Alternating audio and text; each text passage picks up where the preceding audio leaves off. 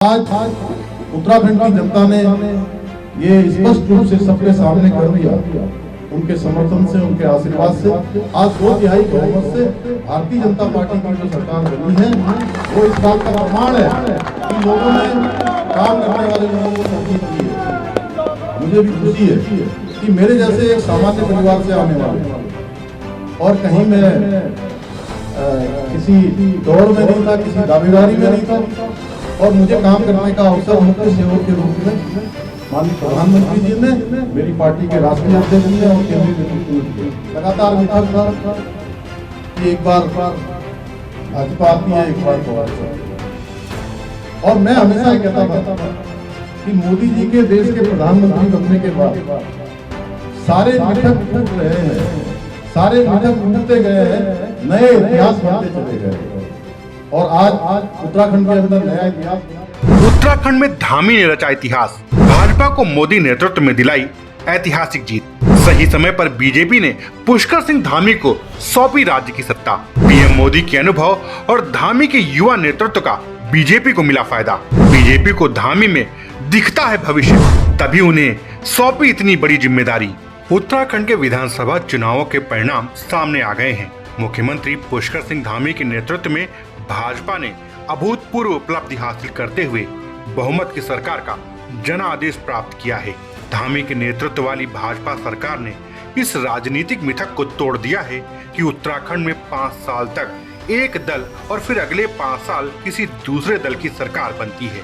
उत्तराखंड में भाजपा की पूर्ण बहुमत की सरकार का आना इस बात का संकेत है कि जनता पूर्वग्रह, दुष्प्रचार, छल प्रपंच से उठकर सोचती है और उसे 2025 का देश का सबसे मजबूत राज्य बनाने में अपना योगदान देना है। पीएम मोदी के अनुभव और धामी के युवा नेतृत्व का बीजेपी को मिला फायदा। कुछ महीने पहले तक हर चुनावी पंडित उत्तराखंड में बीजेपी की सरकार तो शायद ही बनते देख रहे थे। बहुतों का तो यही मानना था कि जहां एंटी इनकम्बेंसी का माहौल हो सकता है, जहां मुख्यमंत्रियों को बदलने की मजबूरी हो, वहां तो सत्ताधारी दल का बुरा हश्र तो निश्चित ही है। पर पुष्कर सिंह धामी ने सारे समीकरणों को एक सिरे से झुठला दिया। आशावाद और विश्वासवाद की ऐसी राजनीति देवभूमि ने शायद ही पहले देखी हो। किसी भी नेतृत्व की सबसे बड़ी खूबी क्या होनी चाहिए? अपनी जनता की संवेदनाओं को समझना और कार्यकर्ताओं को जनता की अपेक्षाओं के अनुरूप निर्देशित करना। पर ऐसे कार्यों के लिए समय चाहिए साहब। नामुमकिन तो कुछ भी नहीं, पर असंभव को मुमकिन करना सबके लिए संभव भी नहीं। सवाल बीजेपी के शासन और नेतृत्व पर नहीं था। दुष्प्रचार और तुष्टीकरण करने वाली ताकतें या माहौल बनाने में कहीं न कहीं सफल हो रही थी कि उत्तराखंड की बीजेपी नेतृत्वहीनता के दौर से गुजर रही है। पर यह धामी जी का उदात्त और सरल चरित्र था कि जल्दी ही जन जन से संपर्क साधने में सफल रहे। बीजेपी को धामी में भविष्य दिखता है, तभी उन्हें इतनी बड़ी जिम्मेदारी सौंपी। कहते हैं कि एक बड़े उद्देश्य के लिए आपको व्यक्तिगत हितों का त्याग करना होता है। धामी जी ने वही किया। कोई अन्य मुख्यमंत्री उम्मीदवार होता तो शायद अपना पूरा दमखम अपने ही निर्वाचन क्षेत्र में ही लगाता। पर जन नेता की पहचान व्यक्तिगत स्वार्थ नहीं, पूरे प्रदेश के कल्याण में निहित होती है। भाजपा के सुशासन की सोच से जनता यूं ही नहीं जुड़ गई। इसके लिए पुष्कर सिंह धामी जैसा मुखर युवा नेतृत्व मिलना रंग लाया। पुष्कर सिंह धामी ने अपनी कॉन्स्टिट्यूंसी पर इतना ध्यान नहीं दिया जितना उन्होंने पूरे प्रदेश के कॉन्स्टिट्यूंसीज में भाजपा की मजबूती के लिए ध्यान दिया। जब उन्हें प्रधानमंत्री मोदी द्वारा राज्य के नेतृत्व के रूप में मान्यता और सराहना दी गई, तो पिछले साल अगस्त माह से अब तक उन्हें चुनौतियों भरा उत्तराखंड मिला। इतने कम समय में लेकिन उन्होंने उच्च कोटि की विजयी मनोदशा और कार्यशैली दिखाई। उत्तराखंड की प्राकृतिक आपदाओं में स्वयं हर एक स्थल पर जाकर राहत और बचाव कार्य का निरीक्षण कर मानवीय सहायता के तत्काल आदेश उन्होंने दिए। सड़क दुर्घटना मुक्त उत्तराखंड बनाने के लिए सक्रिय कदम उठाए।